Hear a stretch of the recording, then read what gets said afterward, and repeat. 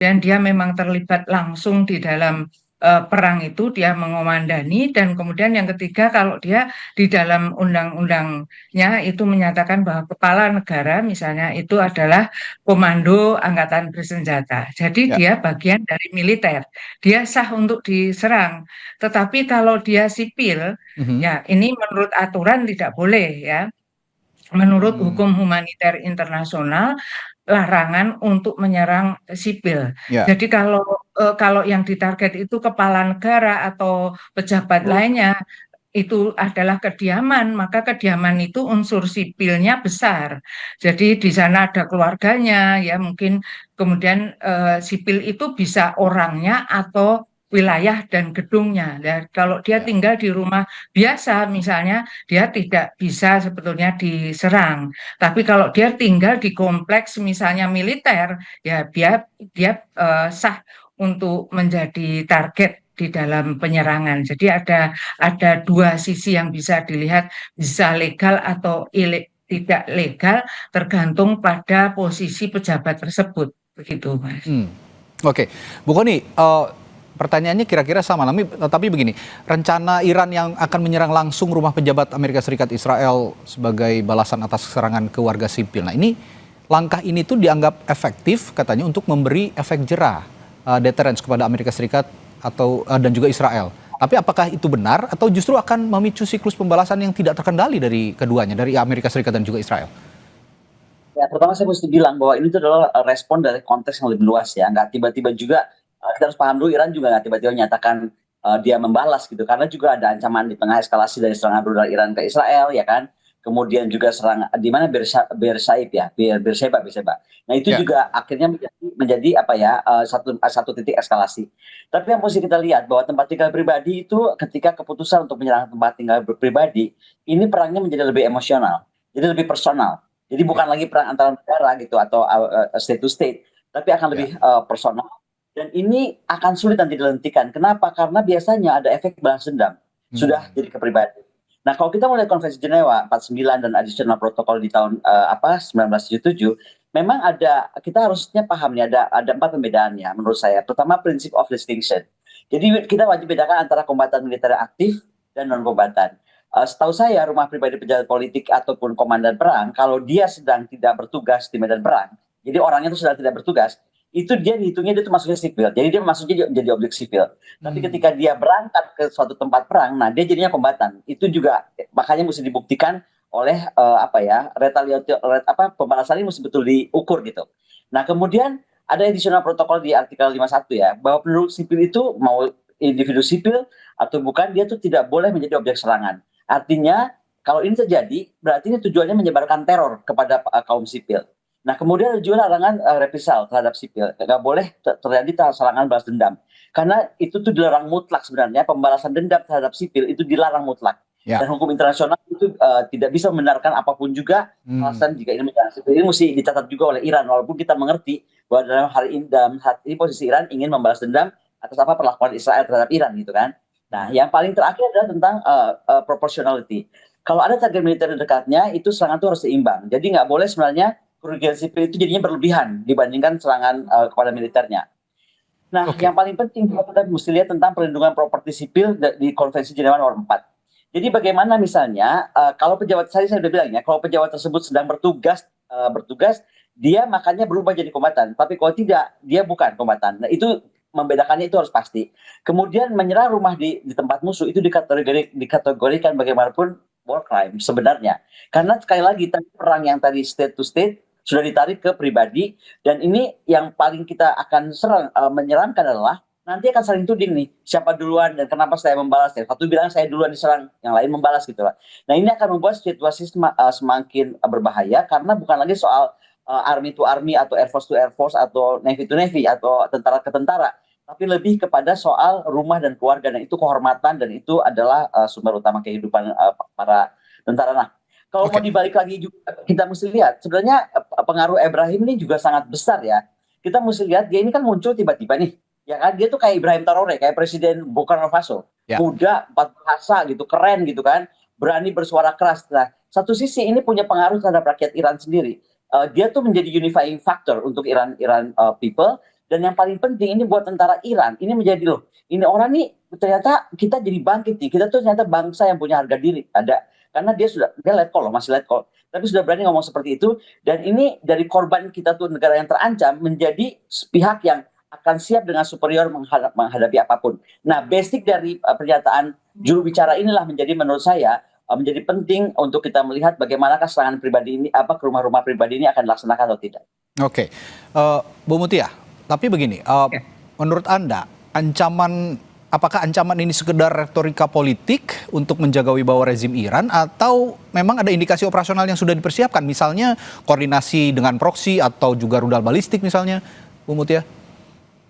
Ya, kalau saya melihat ya Mas, jadi Iran itu kan dia yang diserang, ya dia dalam posisi yang sebetulnya dia Bertahan gitu ya? dalam hal ini tidak bersalah ya, dia Hmm. kan hanya bertahan. Hmm. Kalau kita melihat dari sisi hukum Islam dulu ya, hukum Islam itu dikenal sebagai hukum kisos karena Iran itu adalah Republik Islam Iran ya, jadi saya yakin dia menggunakan hukum-hukum Islam untuk peperangan. Kalau kisos itu adalah hutang nyawa dibayar nyawa, hutang mata Hmm. dibayar mata, dan itu sah. Tapi tadi seperti Bu Kony katakan, dalam hukum internasional harus proporsional, dalam hukum Islam pun tidak boleh berlebihan. Jadi kalau Iran itu posisinya dia menggunakan hukum Islam, dia memang berhak gitu ya kan, mengingat Ali Khamenei sebagai pemimpin yang tertinggi di Republik Islam Iran itu terbunuh, Ali kemudian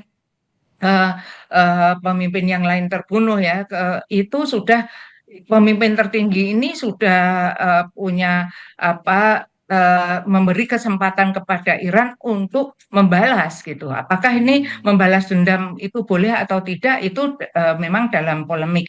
Tetapi kalau di dalam ilmu politik ada yang namanya dilema security complex ya, Ya. bahwa Iran itu sudah merasa terancam karena pemimpin-pemimpinnya pada dibunuh. Sebelumnya kan Ismail Haniyah, kemudian Ya. pemimpin Garda Revolusi Islam Iran juga banyak dibunuh di Irak ya. Kemudian Ali Yani juga baru saja juga dibunuh. Kemudian makanya Garda Revolusi Islam Iran itu kemudian berjaga-jaga. Ini perhitungan Iran adalah dilema security complex. Ini memang dilematis, tetapi Iran merasa kalau tidak melakukan pembunuhan terhadap para pejabat, dia merasa tidak ada balasan yang seimbang karena pemimpinnya juga sudah pada dibunuh.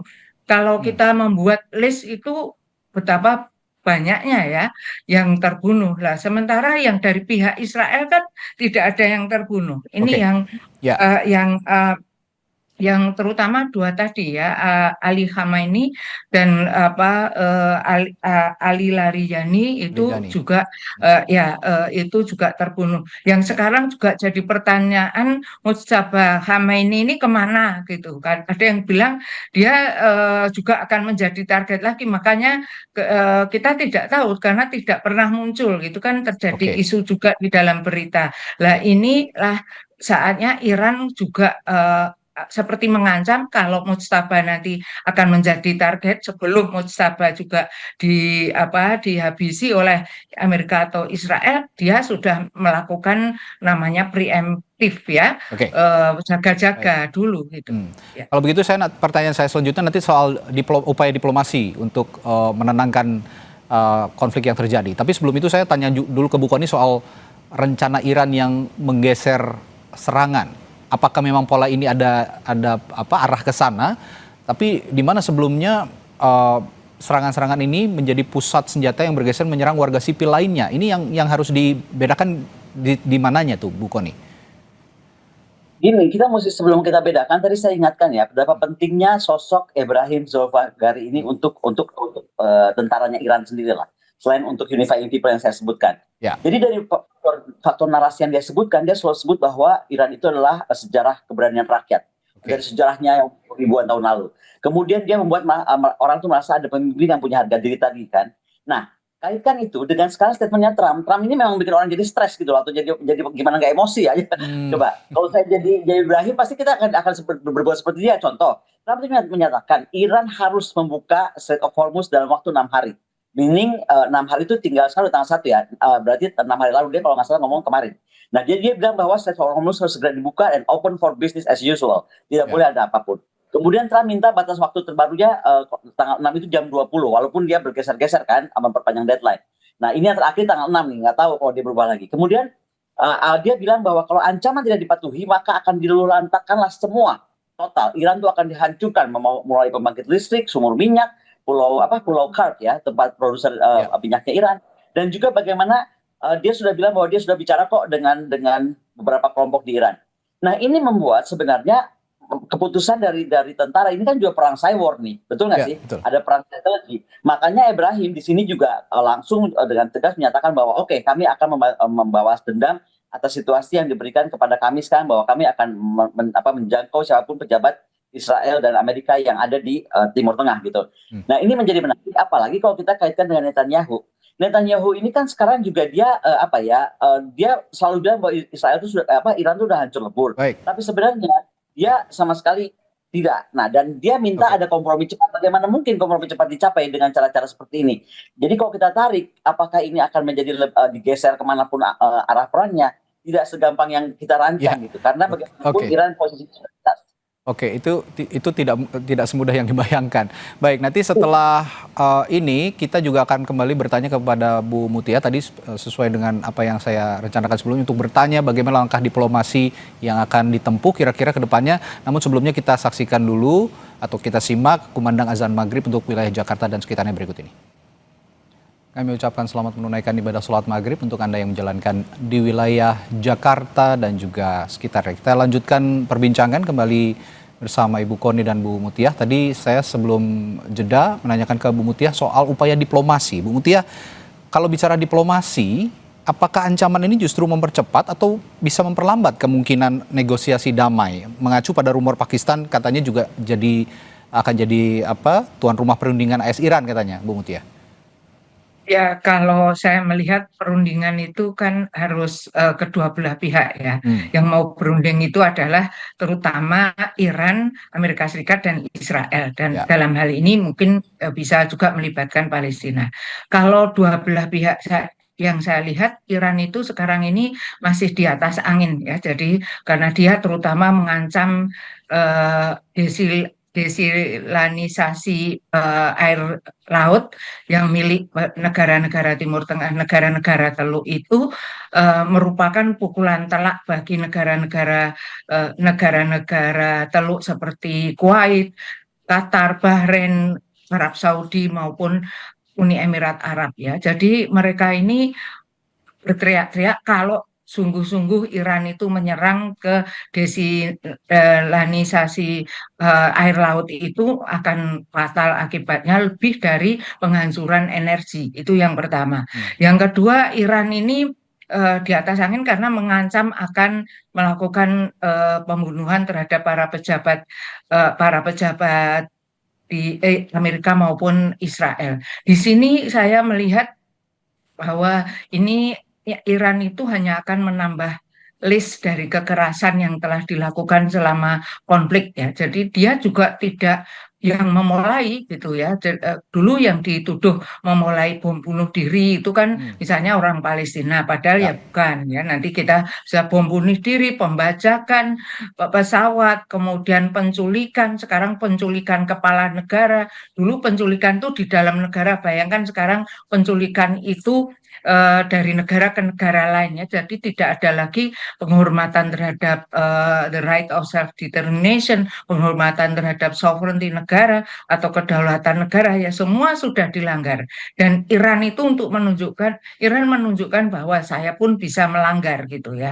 Jadi bagaimana dunia internasional kalau pas yang melanggar Amerika dan Israel mengapa diam saja, dan kenapa ketika Iran juga hanya membalas kemudian dunia internasional baru rame-rame untuk mengatakan mari kita berunding. Saya kira perundingan saat ini itu masih kalau Iran diajak berunding, saya kira masih momentumnya itu belum tepat. Hmm. Yang bisa kita lakukan, semua masyarakat internasional bisa kita melakukan itu adalah memperbaiki tata kelola global.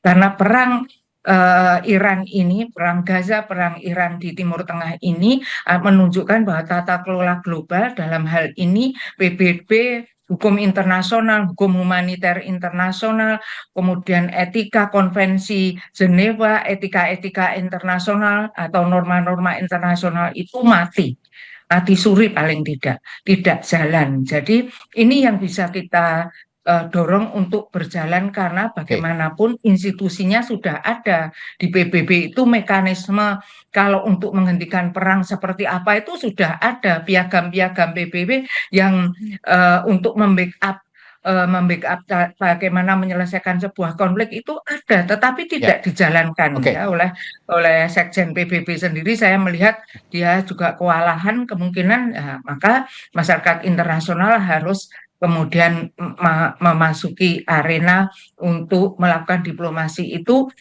memberdayakan tata kelola global dulu. Ya, saya tertarik sekali dengan kalimat Bu Mutia ini soal tata kelola global. Saya tanyakan langsung juga ke Bu Kony. Bu Kony, kalau bicara soal tata kelola global, kebetulan Bu Kony juga saat ini posisi di Rusia. Kita juga ingin tahu sebenarnya posisi Rusia sekarang. Bagaimana ancaman ini mempengaruhi posisi Rusia dan juga Tiongkok. Kenapa saya bawa Tiongkok? Karena dua negara ini juga punya pengaruh yang cukup besar di Dewan Keamanan PBB. Adakah peluang negosiasi damai misalnya lewat Pakistan yang saya sebutkan tadi dengan keterlibatan Rusia dan juga Tiongkok, atau justru perang akan melebar ke bulan ketiga nanti, jangan-jangan, Bu Kony? Pertanyaan ini menarik karena kalau kita sebut Pakistan, Islamabad itu sekarang sudah duduk dengan Turki, Mesir, Arab Saudi kan membahas bagaimana Strait of Hormuz segera dibuka karena berdampak parah pada seluruh dunia. Yang kata Presiden Putin, dampak ini akan seperti kita kena pandemi. Menurut Presiden Putin itu statementnya. Makanya Presiden Putin bersikeras perang ini harus segera berhenti. Tapi sebelum itu kita mesti lihat juga ya, perang Pakistan itu akhirnya cuma penyampai pesan. Di sini saya melihat Iran itu lebih menunggu Rusia dan Cina. Rusia so far dia hanya mendukung sebagai melalui saluran diplomatik atau intelijen Rusia. Dia sudah berbagi citra satelit, dia juga membantu banyak teknologi drones dan teknologi lainnya kan. Nah tapi intinya Rusia tuh dia aktif sekarang ini hanya menghubungi negara-negara Teluk dan mencoba menjadi posisi mediator. Jadi belum langsung ke terjun langsung gitu. Hanya bisa memperingatkan bahwa kalau eskalasi lebih lanjut ini akan mengganggu pasukan dunia dan kita akan semua hancur bersama-sama. Cina ini menarik. Cina ini dia lebih hati-hati sikapnya dibanding Rusia kalau menurut saya ya. Karena dia itu menyerukan penghentian segera serangan, tapi juga dia bilang bahwa dia sangat mendukung Pakistan. Padahal kalau saya lihat Iran tuh lebih menunggu nih negara dua ini karena mereka lebih bisa punya deterrence effect dibanding Pakistan. Walaupun ada yang bilang Pakistan kan juga punya nuclear weapon. That's one thing. Tapi kalau kita lihat military power, of course Rusia dan China is more powerful gitu, dan bagaimanapun akan lebih berbunyi tanda kutip ya dengan segala hormat terhadap Pakistan. Tapi ada harapan yang saya lihat dari Iran bahwa dua aktor ini akan turun tangan. Nah, secara praktek sebenarnya kita mesti lihat China punya kepentingan besar karena dia pembeli terbesar lah dari Hormuz. Yang melewati Selat Hormuz sendiri. Tapi dia sekali lagi melihat dia harus hati-hati. Saya melihat berapa kali Iran itu sedang mencoba mengajak-ngajak Rusia dan China karena buat Iran dia pengen yakin bahwa kalau ada proposal ceasefire itu jangan cuma jadi jebakan. Begitu dia melemah misalnya karena mau ceasefire, terus tiba-tiba malah mereka diserang balik. Itu yang menurut Iran di mata saya dia perlu sekali lebih konkretnya tindakan dari Rusia dan China. Tapi kalau kita perhatikan statementnya Lavrov misalnya kan, itu Lavrov itu sangat keras bilang bahwa Timur Tengah bersatulah gitu loh. Bersatu ini kok gimana sih Iran lagi babak belur nih, kamu kok diem aja. Dan lebih lagi dari Lavrov, sebenarnya di sini tuh kami punya filsuf yang sangat terkenal namanya Dugin. Profesor Dugin itu sampai bilang, hai negara-negara Teluk itu saudaramu nih, sama saudaramu sedang dihancurkan, bersatulah. Jadi di Rusia ini sekarang baik statement resmi Menteri Luar Negeri maupun Profesor Dugin yang sangat filsuf ya, Rocky Gerungnya Rusia lah kira-kira gitu ya. Itu Profesor Dugin bilang, udah ini kenapa Timur Tengah malah babak belur pecah ya? Inilah menurut saya yang akan dilakukan oleh Rusia, oleh Presiden Putin. Lebih membuat negara-negara Timur Tengah ini mau fokus gitu loh. Satu, bagaimana mereka ini tidak terbawa-bawa atau memperbesar malah aspek dari perang ini gitu. Oke. Di sisi lain, tapi saya juga wondering ya, Bu Mutia, ini meskipun tadi kalau kata Bu Mutia sekarang momentumnya belum tepat untuk menanyakan apakah Iran bersedia untuk diajak ke meja perundingan. Tapi saya juga wondering ke depan, ada nggak sih dari keduanya ini, kedua belah pihak ini titik lelah ketika perang terus berkecamuk, terus berlanjut meskipun masing-masing proksi juga membantu gitu, tapi mungkinkah ada titik lelah sekaligus juga exit strategi atau jalan keluar bagi kedua belah pihak supaya eskalasi ini tidak berujung pada perang total, amit-amit sampai ke perang dunia ketiga atau World War III gitu. Saya akan tanyakan hal itu nanti ke Bu Mutia, tapi kita jeda dulu di Sapa Indonesia Malam, segera kembali.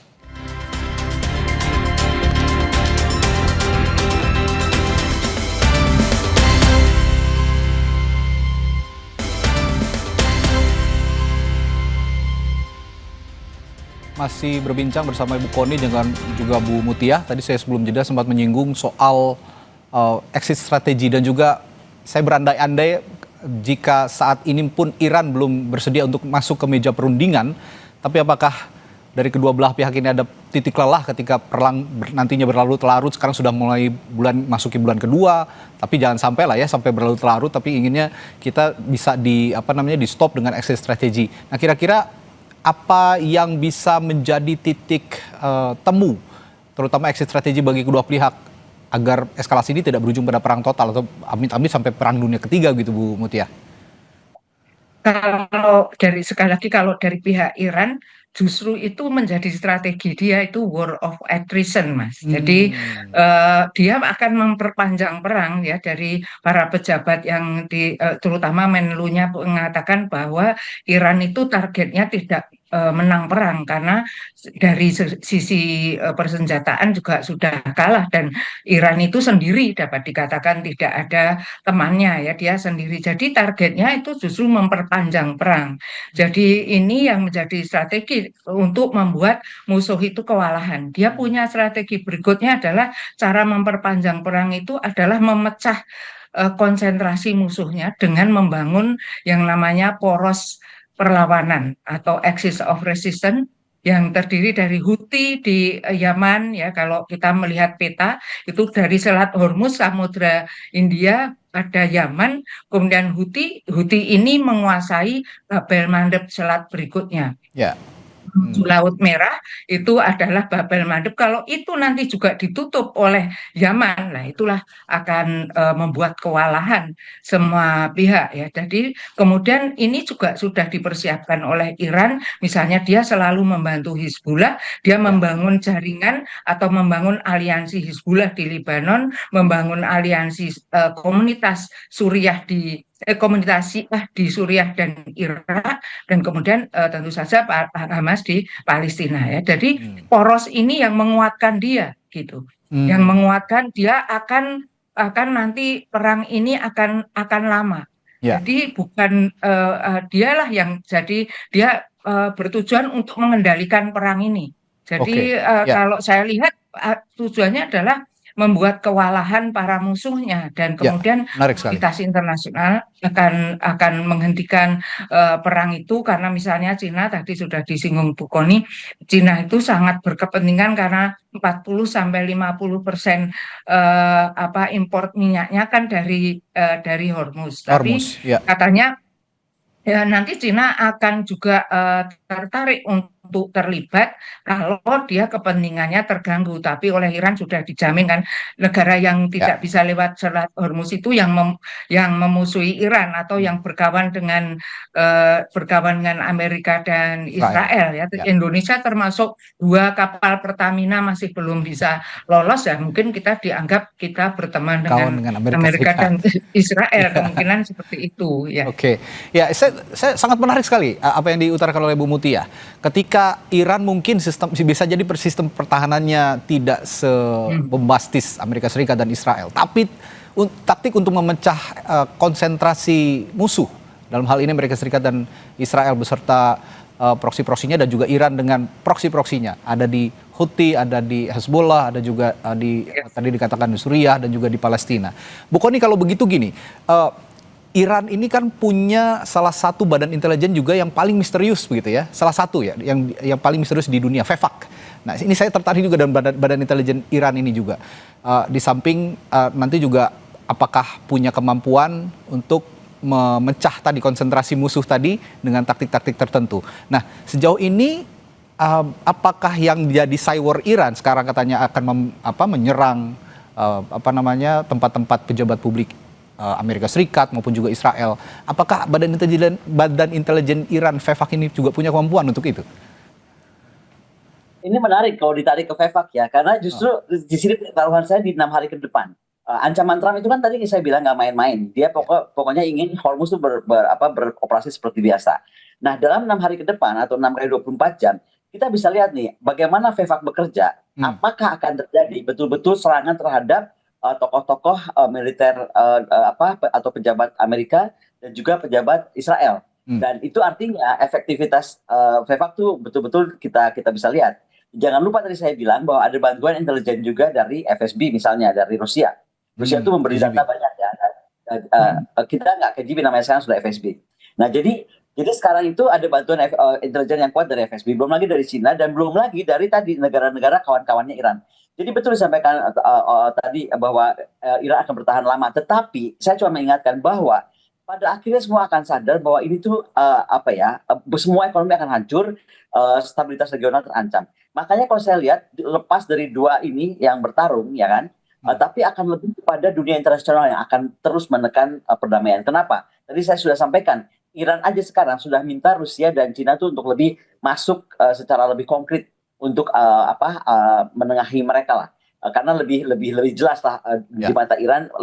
Nah, itu artinya juga Iran bukannya dia menyerah, tapi dia sudah bisa hitung kalau jangka panjang nih ini akan semuanya, dan dia nggak mau egois lah, seluruh dunia akan hancur hanya karena mereka perang. Itu loh kira-kira ada kesadaran itu di pihak Iran sendiri. Tapi dalam satu sisi juga dia tahu betapa liciknya atau betapa licinnya pihak lawannya, sehingga dia makanya dengan terima kasih kepada Islamabad tetap saja menunggu reaksi dari Rusia dan Cina sebagai negara aktor besar di dunia gitu, yang ada di DK. Selain di DK juga kita lihatlah kemampuan bagaimana Rusia dan Cina kan. Nah, jadi ini juga penting. Tapi kembali kepada Vefaq sendiri, saya rasa ini kalau saya nih malah pernyataan itu membuat saya ingin menunggu nih di 6 hari ini eskalasinya apa yang akan terjadi. Apakah betul akan terjadi serangan, dan kalau jadi terjadi serangan kepada misalnya ke rumahnya Netanyahu lah, misalnya ini ya.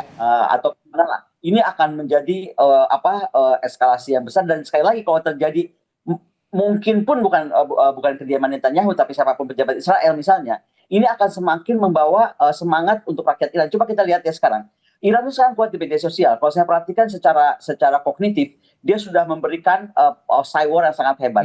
Kita lihat kalau lihat iklan-iklan semua, angkatan darat, angkatan laut, angkatan udaranya Iran selalu bilang kan, kemana aja kami sudah menunggu, kapan kamu datang. Jadi seolah-olah nggak ada takutnya gitu loh. Propaganda yang luar biasa ya. Iya, keberanian yang luar biasa dan juga momentum yang luar biasa. Jadi saya rasa cywarnya ini akan semakin keras ya kan. Dan kita lihat di dalam waktu 6 kali 24 jam nih apa yang terjadi. Dan saya merasa bisa saja nih Trump juga mundur lagi waktunya. Apalagi Trump sendiri sedang menghadapi eskalasi dengan gerakan American knocking itu di mana-mana. Dan itu buat Trump juga pasti sebuah pressure. Ya, ini menandakan bahwa betapa pentingnya posisi Iran di mata dunia, terutama untuk jalur perdagangan dunia itu tadi yang digantungkan oleh beberapa negara, termasuk negara-negara besar seperti Rusia, Tiongkok, termasuk juga Indonesia, bahkan Amerika Serikat yang katanya menurut Trump kalau tidak menyerah saya akan rubah katanya namanya Selat Hormuz jadi Selat Trump Strait. Kata ini yang menarik sekali posisi Iran di mata dunia. Baik, terima kasih Bu Kony Rahundini Bakri, Guru Besar International Relations Saint Petersburg State University, dan juga ada Guru Besar Geopolitik Timur Tengah Universitas Gadjah Mada Siti Mutia Setiawati. Terima kasih Ibu telah berbagi perspektifnya di Sapa Indonesia Malam. Sampai jumpa lagi, selamat malam. Saudara, kelompok Houthi di Yaman mendukung Iran